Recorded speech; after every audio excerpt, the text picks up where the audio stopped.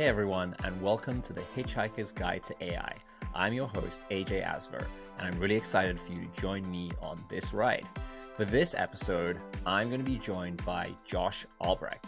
Josh Albrecht is the CTO and founder of Generally Intelligent, an AI research company that is pushing the boundaries of what we're able to do with autonomous AI agents and developing AI that can work in real-world scenarios. For example, one that can operate in your web browser, one that can help you with code, and they're really pushing on how we can get AIs to learn in a simulated environment. I'm really excited to talk about what he's working on. There's going to be a lot of exciting questions we're going to cover, including where we are with AGI, what the future looks like in a world where we have these autonomous agents operating everywhere. And Josh is also going to tell us a little bit about what it is like to be an AI researcher, especially with everything moving so quickly in AI right now, and the fund that he's raised as well, and what he looks for when he's investing in an AI company. So, without further ado, join me on this journey in the Hitchhiker's Guide to AI.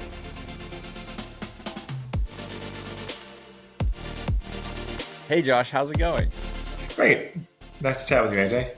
Thank you so much for joining me. I really appreciate you being down to do this podcast with me. It's really exciting to finally get the chance to chat. And I feel like in the couple of months since we initially talked about this, so much has happened in AI that probably all the questions I was going to ask you like a month or two ago already feel like they're stale. I don't think they're stale. I think there's lots of questions that are important questions to think about for the future. So yes, and we're going to jump into them. I'm going to give you an easy one to start with, which is, what is AGI exactly? you'd think that's an easy one, but honestly, actually, one of the things we were talking about internally is we kind of want to stop using that word because it just means so many different things to so many different people. I mean, technically, what the phrase means is artificial general intelligence.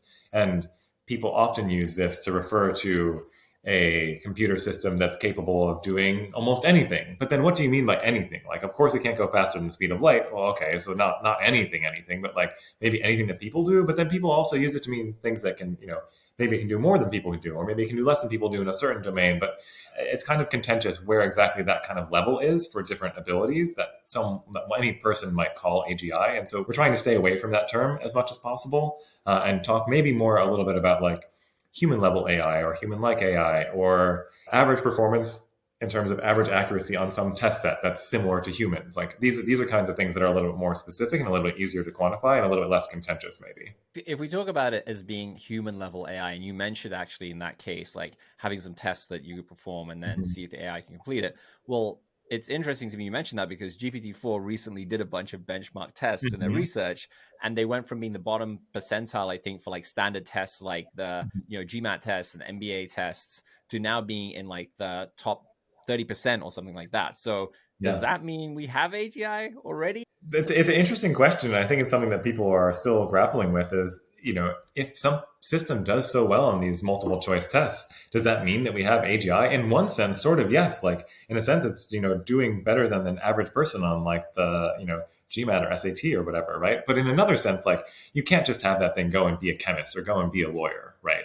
And so there's actually a lot of stuff that's more difficult to test. And so a lot of the things that we think about, especially around agents, is it's not necessarily just your ability to do well on these multiple choice questions, but it's really your capability, your ability to act or accomplish some goal. That's what we really want as people when we're trying to make, effective AI systems. And that's a little bit harder to measure. Like if you want to make a really good CEO, kind of the only way to know if you succeeded is like have them be a CEO, wait a few years and see what happened to your stock price. But like that's obviously an expensive, thing to run. So how you evaluate these is actually a really interesting question.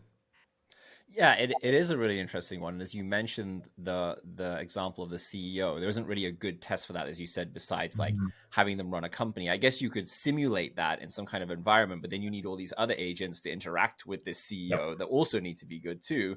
But coming back to your point earlier about, what we need to have these different types of tests, do you think there's a world in which we're going to have these tests one day and we'll be like, oh, an AI just passed all those tests. We have AGI. Is it going to be like that obvious, or is it going to suddenly creep up on us and we'll be like, oh, okay. I think each person is going to wake up one day and have this realization of like, wow, that's a lot better than I expected as it keeps getting better because these abilities keep getting better and better over time. But I do think that the broader point, it's a little bit more like self-driving cars. Like internally at Tesla, they have a huge battery of tests for all the weird stuff that happens while you're driving. Right. And so it's not just like, can you drive straight for an hour? Like, that's actually pretty easy. And we can do that a long time ago. The really hard part about self driving is all these little corner cases and weird things that happen. Like, I saw one of my favorite ones is there's a car driving behind a truck, and on that truck are a bunch of stoplights that are off, Oh wow. obviously. But it's so Yeah. confused. It's like, oh no, I gotta stop. Oh no, it's a stoplight. The Yeah. stoplight is out. No, no. It's like, no, I mean, that just happens, right? So there's all these weird things that come up, and we're going to end up, I think, with just much bigger, broader test suites. And I think people are going to have to put a lot more effort into doing the evaluation and not just into building these capabilities, but into really deciding, like, is this robust enough for me to deploy? Like, do I trust this, etc.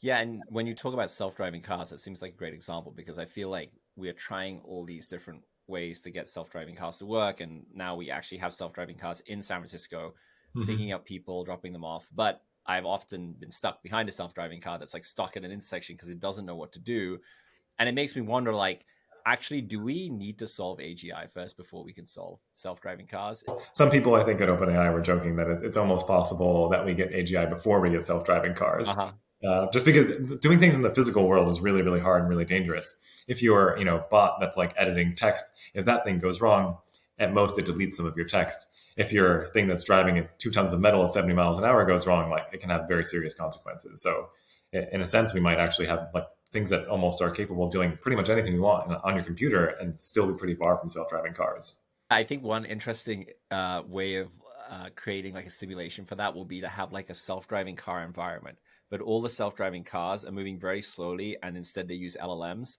like GPT-4, for example, and it just translates what it sees into language, and it just gives it to the self-driving car, and it's just using GPT-4 to work out what to do. And my guess is it would probably be better than the equivalent like system when it comes to edge cases, trying to navigate using like all the different vision like processing it has and like neural networks and stuff. That's a very difficult problem. Yeah, we don't work Yeah. on that. That's too hard for us. We just do regular, boring AI applied to computers. Right. So yeah, and that brings us on to my next question, which is, what does generally intelligent do? Like, what are you guys trying to do in the AI space? Are you trying to build AGI? Are you focusing on a particular area? At a high level, our goal is to make more general, more capable, more robust, safer AI systems.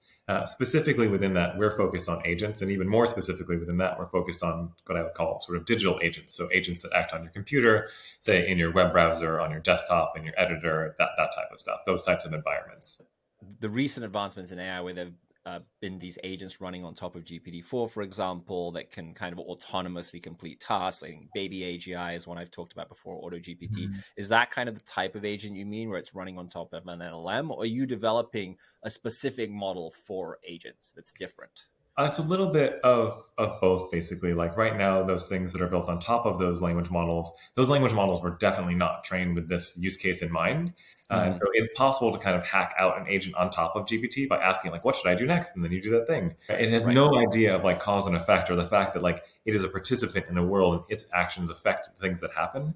And so it actually makes it not that well suited for these types of agent systems. So we are developing our own types of systems that are better suited for these kinds of things. And yeah, a little bit of it is kind of taking these language models or making our own language models and kind of adapting to this. And a little bit is thinking about kind of more from first principles. How do you want to like build something that is more of an agent from scratch? Yeah, and when you say taking existing language models, like obviously language models are trained on language, they're trained on sequences of text. Are Mhm. you training on sequences of actions, or are you just taking an LLM, translating actions into text in order to kind of uh, tune it better to be an agent? You can kind of think about acting in the world as like a series of text. And then that makes it actually really easy for the language model, or easier for the language model to decide what to do or to pick a good action. But then you still need to be able to train the system and help it know what types of thoughts are helpful, what types of how well did this action work out, and that sort of You thing. don't, like, as you mentioned today, LLMs don't really have that feedback. And probably this particular use case of LLMs didn't really exist anywhere. So it's not even in its training data, Yeah. which brings us to another interesting space, which is the whole idea of like emergent behavior in these language models, right? Like, I don't think maybe a year ago, even when you looked at GPT-3 and you thought about this use case of having this autonomous agent that's like essentially having an inner voice in its head, right? That would be a use case that would work with a language model. Why do you think it is that we're starting to see this interesting emergent behavior happen that, wasn't part of the training set, or wasn't something expected? Well, I think one of the interesting things is there's a lot of stuff on the internet, so it is sort of part of the training behavior. If you imagine a transcript of like a Twitch gamer who's like narrating their thoughts as they're playing a game, in a Mm-hmm. sense, like some of that data does end up online, which is kind of interesting. So it has seen a little bit of it, and in the past we have seen a lot of interesting emergent behaviors with language models. In terms of people didn't really expect that they would be able to do even sort of the zero shot behavior. That was one of the really cool Mm-hmm. things about GPT-3, for example. So I think something that's pretty interesting about them is like these capabilities that you get for free, sort of from such a seemingly simple task that they're trained on of just predicting the next word. Yeah, I mean, one of the interesting things that I think Ilya Suker said about how LLMs work is that, everyone talks about like, well, obviously it's not artificial general intelligence. All it's doing is predicting the next token, right? But his argument was that in order to do that, it actually has to have some model of the world Mhm. somewhere in those layers of neural network. I mean, it is doing it statistically, but it's based on some model of the world, right? And so maybe Mhm. that's how this emergent behavior is happening. Um, you also mentioned that you're looking at building other types of models that aren't necessarily LLM based, that are more focused on like agents. What does that look like? When I say that, I mean taking these things almost as a component Mm-hmm. and thinking what can you build on top of these language models with these as a component. Like one thing you can imagine is using the language model to generate options. It's pretty good at generating text, and then maybe Yeah. something else that takes that and then uses it to act. Or you could use it to generate code and then run that code as a way of acting. And you might also be able to use it to estimate like uncertainty or say, should I talk to the user now? So there's lots of places where you can kind of imagine almost more specialized uses of language models within a larger system. And I think that is something that starts to get around a lot of the things that people brought up as limitations on language models that are like, oh, like this is an AGI. It's not really thinking, like it doesn't have any Mm-hmm. scratch space or like it can't remember anything. Yeah, but what if you're using this extra memory and you're asking like, what should I remember? What should I recall? Well, now you Yeah. start to get a lot closer to how we think as people. So one of the things you mentioned when you were describing how you guys are approaching agents on top of LLMs is this idea of memory, right? And today, memory is a big problem because there's only so much token space available when you're using one of these models like GPT. So you have to basically outsource memory into some other database. Now that could be a vector database, it could be in memory of the computer, and then you have to look up things and then kind of inject it back into the prompt when it's Mhm. relevant to that conversation or that completion. How are you guys thinking about memory for your agents? More and more as we've been playing around with it and looking at tools that are out there, like it's possible that actually these systems are going to be much better than us at remembering Mm-hmm. things. Like if I try and remember a number, a 10-digit number until tomorrow, I'm pretty unlikely, but our computers can just remember everything that happened. And really the Right. question then is more one of selection and curation and like which facts are important to remember and store for later. What aspects of them do you want to store and what aspects do you want to pay attention to when you're recalling things? And that actually turns out to be not a crazy hard problem. So a lot of this stuff I think is going to be a lot simpler than maybe it seemed originally. A question is then like, how do you train these systems? Because it's hard to train memory systems. It's not as easy as the like transformer type of training. Mm-hmm. You can't get gradient in quite the same way, but you might not have to do a great job to make some really powerful systems here. And when you say train the systems, are you talking about essentially building or developing models specifically around memory versus just Yeah. using like a vector Even database? when you're using the vector database, it's like, what should you query? Mm. How should you embed them? Which things Yeah. should you bring back? How many of them should you bring back? Like, actually, the vector database sort of masks the problem of what you mean by similarity. Yeah, that is an interesting problem there because you're basically relying on whatever the encoding you're using the vector Right. database to Right. work out similarity. And that, I mean, a lot of people are using, for example, that the ADA embedding that OpenAI provides. So that's like one type of looking at Mhm. similarity, right, in one vector space. You do that. The other thing I've noticed as well as I've explored this area is like chunk size can make a big difference, right? Because if you're just like bringing in small snippets, right? You may Mhm. not have enough context around that particular topic or that knowledge base to actually understand it fully. And when Yeah. you're just like scattered across multiple snippets, it's kind of harder for GPT-4 to really like that as input. If the question is, what do we mean by similarity? Well, you and I, when we're talking about recalling memories from the past or recalling other information, we don't have like 10,000 different notions of similarity, right? We often have like a pretty small number. So you can Mm. imagine making embeddings that specialize in all of these different ones. And then the question is just like, which one should you pick as your notion of embedding or as your notion of similarity? And now the problem might kind of be solved. It might not be. Yeah, There and might be a lot more there, but I'm just saying we might actually end up with a lot more powerful, interesting systems than I think people were expecting in the past year or two. Right, because imagine if you have an agent with perfect memory versus humans, which have like Mhm. limited memory somewhat, right? You can complete a Yeah, lot more complicated tasks, and like you can build experts with like a lot more information, right, in their heads, right, essentially. right. The other thing it made me think about as you talked about that approach was latency. So Mhm. with GPT-4 especially, I've been playing around with it, and for some reason at night it's just really slow, which is when I guess that's because everyone's doing their fun AI projects at night, and that makes running agents on top of it hard because an agent does multiple turns, right? Where it's like I'm thinking, I'm observing, and then I'm acting, and that's like one turn, and then I'm picking a tool. And so you end up doing like 3 or 4 turns. Each one is taking multiple seconds. We're not used to that level of latency when we use other products Mhm. today, right? How do you solve that problem? That's actually one of the things that we're really interested in exploring a lot is like, what does that interface look like to these agents? A part of that interface is the latency, and that'll always actually be there when you're acting, right? Like Mm-hmm. fundamentally, like let's say you're trying to order Instacart groceries. One of the things that's so frustrating is like clicking on the thing just takes a long time. Like to put all the objects Yep. in your cart just takes time, no matter how smart you are and how fast you click. And so the agents are always going to be taking time to do stuff. And so, how do you interact with that as a user? Like, if you tell it order these things on Instacart, are you going to sit there and watch it do the whole thing? That's kind of obnoxious. But then, should it go away and come back to you later and like interrupt you? How do you like deal with these kind of like different levels of latency? This is going to be a thing that separates like really good products from really bad products, especially as we go more towards the agentic world. What does the solution look like for this? Is it like showing the end customer what is happening within the agent so they don't feel a sense of latency because they can see progress? Is it actually optimizing the way you hit these LLMs with different types of prompts? Is it optimizing the LLM itself? Like, how do you solve this? Basically, there's different things for different tasks. Like you might want a different interface if you're ordering groceries versus if you're doing something mission critical. Do you really want to see all the ways that it goes wrong and gets everything wrong? If it's a low priority task, do you ever want to get interrupted about it? Maybe you just want to forget about it entirely and just hope that it Mm-hmm. happens, right? There's just totally different things. You might also have a thing where like it has some notion of like confidence, like how far off the rails is it? How much does it need to come back to you? How Mm-hmm. important is this? Maybe it even has a model of you and can answer the question as you that it's going to ask you, and then just Yep. continue along that way, and then just come back to you later and be like, well, this is what I thought you wanted. Like, I hope it worked out. That maybe works for some use cases, maybe doesn't work for others. Do you want to optimize the latency so you don't have to wait? Do you want to run a bunch of things in parallel? There's actually a Mm-hmm. lot of different options and levers to play with. And I think it's going to require a sort of almost whole new like design language and way of thinking about interacting with our computers.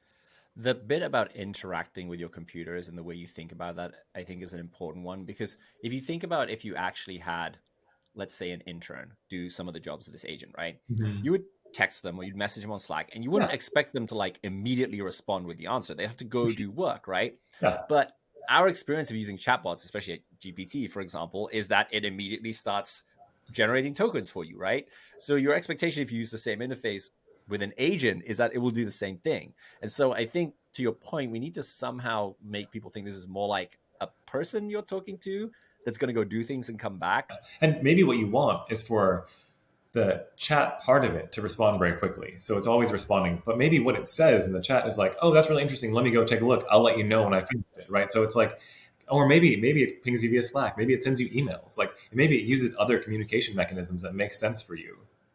Yeah. I like that idea that you just mentioned of it kind of just telling you, like, I'm working on this and then giving you updates. Mhm. Because that kind of makes you feel like there's less latency because you're like, oh, it's working on it, right? I think setting the right expectations. GPT is not necessarily doing a good job of that, of like setting the expectations of like, I don't know what I'm talking about. Like this is going to take forever and I'm going to give you lies. Like Yep. that's really not the expectation that's set in that user experience.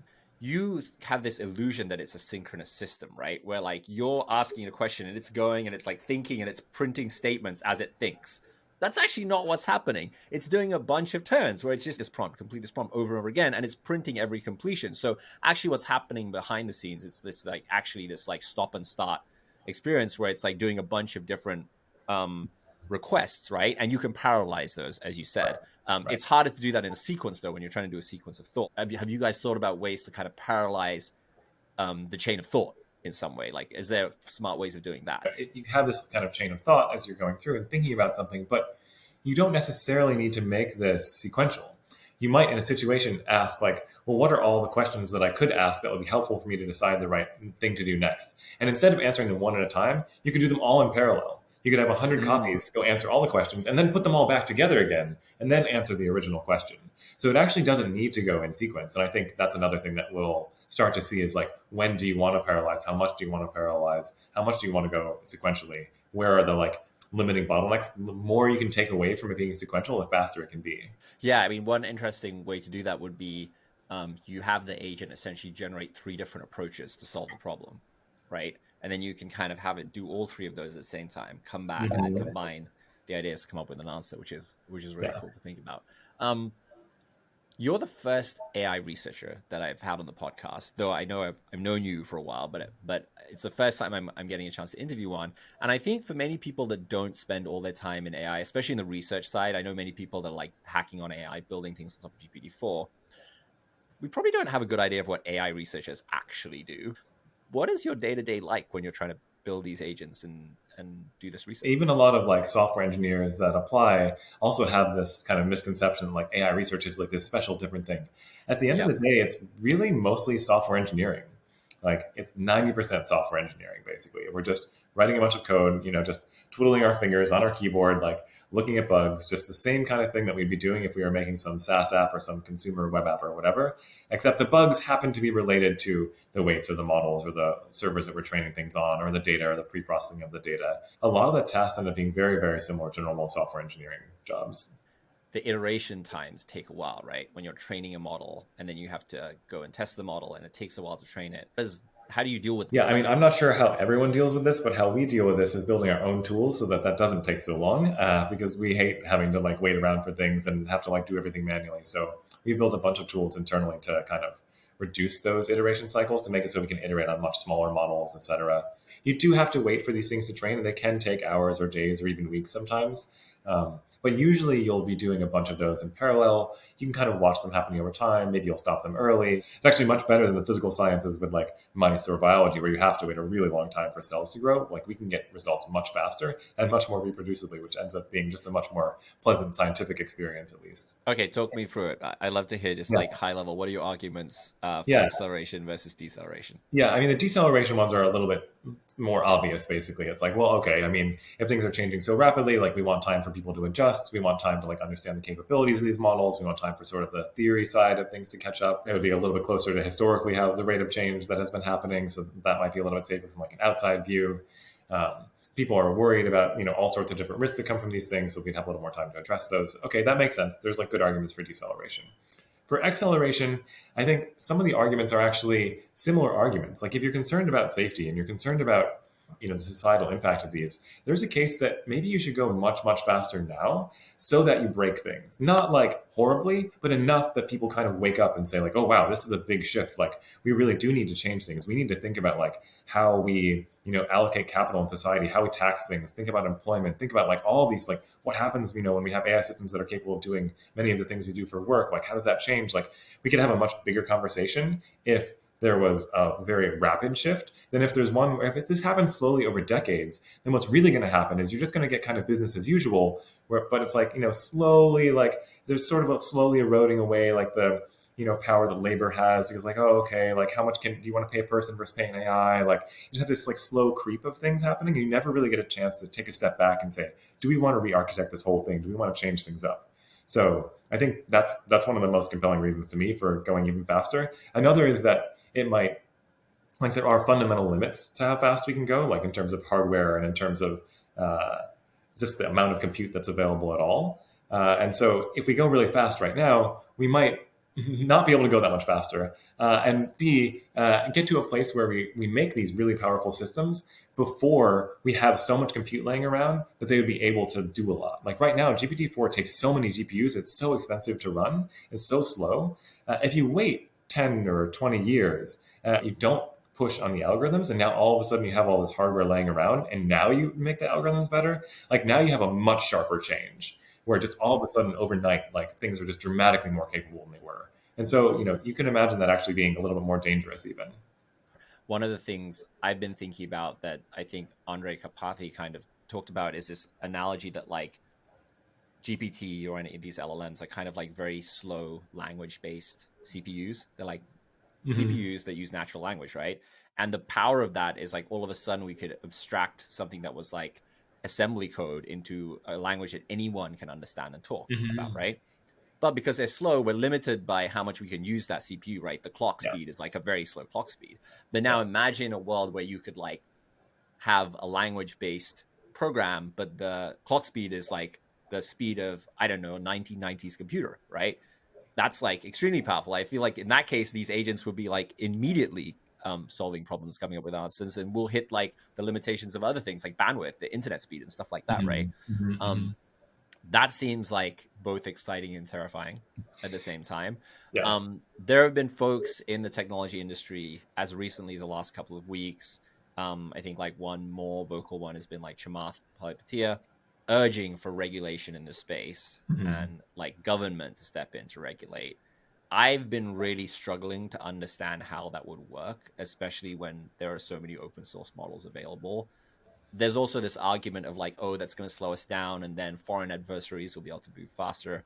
I'm curious what your thoughts are on like whether AI should be regulated this at this stage.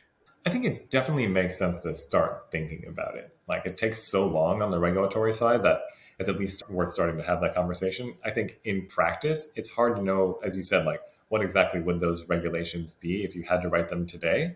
The concerns are not as big as once we start to get a little bit further in the future and these things become much more powerful, much more capable. Like, how should access be governed? Do you really want to have a language model that can tell you how to make some super virus? Like, this just Mm. doesn't seem like a good thing that as a society we really want to put out there, right? It can't today. It'll just lie to you and like tell you weird things about proteins. But do we want that? We don't really want that, right? So how do you reconcile that with kind of the trajectory that things are on? And similarly, the opposite extreme of it of like, well, do you want only one corporation to totally control access to these really powerful technologies? Like that doesn't seem right either. Like, do you want it to be more like a public good or more like a utility? Maybe those are definitely heavily regulated, right? So I think it's worth starting to have this conversation and think about specifically what types of capabilities, what levels of capabilities would we want to have, what types of restrictions, what types of access, etc.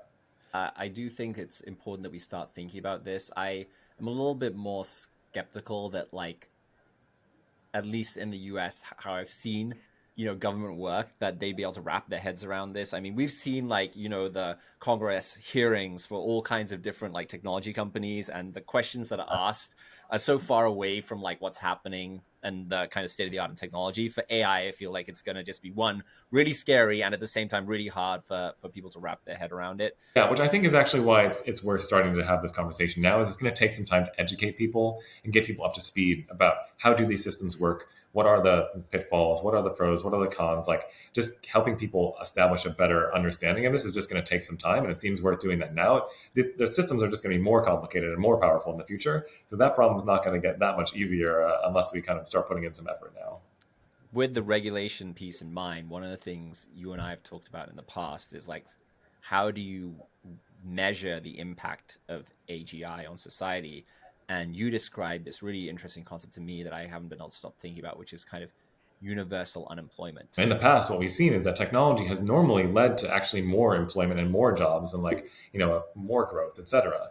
And I think a lot of people kind of naively expect this to continue into the future. But I think that this time is a little bit different. And there is some work about this. There are some economists that are starting to look at this and say, you know what, actually, it is a little bit different this time. Like, as we start to make technologies that actually are kind of replacing human intellectual labor, that are like able to think in the same way as people, or at least like do the same types of like thought work and knowledge work as people, and also as we go further into the future and we make more advanced robotics capabilities and we're able to do more physical labor that people are able to do. Eventually, like the point of AGI, going back to what we said at the very beginning, right? Artificial general intelligence. Like it's a thing that's meant to be something that can solve a huge range of problems. So eventually, when you keep pushing on this and keep increasing capabilities, you get to this point where, for most of the things that people can do, it turns out it might be cheaper to have a computer do those things. And at that point, I think things really shift where as a business, it's nice to have employees and you like employing people and everything. And like, but Mm-hmm. eventually it's like, well, do I want to pay a person like 10 times as much as I can pay this other software thing to do it? You just end up, I think capitalism start pushing companies and people towards this, like, well, I guess we should use a computer in this case instead of a person. If you play that out, when you really have a system that's capable of doing most of the things with people, like what does that really mean? It really means that there aren't really jobs left for people. So in a sense, like AGI in one sense kind of means full unemployment. Like if you really had a system that was capable of doing everything a person could do, but cheaper, then you really don't have a place for labor. And that's a very different world from where we are today. But that's kind of the like ultimate goal of what people that are working on, AGI are working towards. I also remember that you guys also have a venture capital firm, that you have a small fund, Outset Capital, and you invest in AI startups. So assuming that these startups will still have humans that need to do jobs in the future, or maybe that's part of the thesis. I'm curious, like, how are you guys thinking about the space? It's moving so quickly. Moats is like a big thing that comes up, like defensibility. Like, what's your kind of thesis when it comes to investing in AI? Our thesis is, a little bit simpler in a sense. Like we've actually been around for a little while and been thinking about this even before the whole current AI hype and craze and everything. Our kind of idea is that this is going to have a huge impact, and it might not be immediate. We're not going to have full unemployment tomorrow, right? But as we really continue improving these technologies and deploy them more widely, it is going to have a really big impact on really everything. I think probably as big or maybe even bigger than kind of the changes that we saw in the 90s with the internet, right? Like it's just going to have a huge impact on so many different facets of life. And so I think when we're looking at companies that kind of, it's the next like Amazon or Google or Facebook or these companies that like really took advantage of that change to make a huge lasting company. Those are really the types of companies that we're looking for. And for those moats, like it is pretty difficult right now to think about what are those, kind of things that make a really good business. Like, is it going to be, network effects are probably still real. Like if you make some kind of new network or whatever, it's just hard to like compete with those kinds of things. But there are a lot of other moats that might not be as important, like switching costs, right? Like right now, if you implement some solution, there's a cost to you switching. That cost is really you finding and paying programmers. As the cost of code and integrations dramatically drops, then the switching cost is a lot lower, so it's a lot easier for you to switch off of things. So there are some moats that actually, I think, become a lot less important. But there are all sorts of new opportunities and things as well. So like, what does the economy look like when a large fraction of the work is being done by agents? That's a very open question. And so who knows like what the protectable or defensible businesses look like there? Does capitalism even look the same, 100 years from now? Who knows, right? So there could be much, much larger things that change.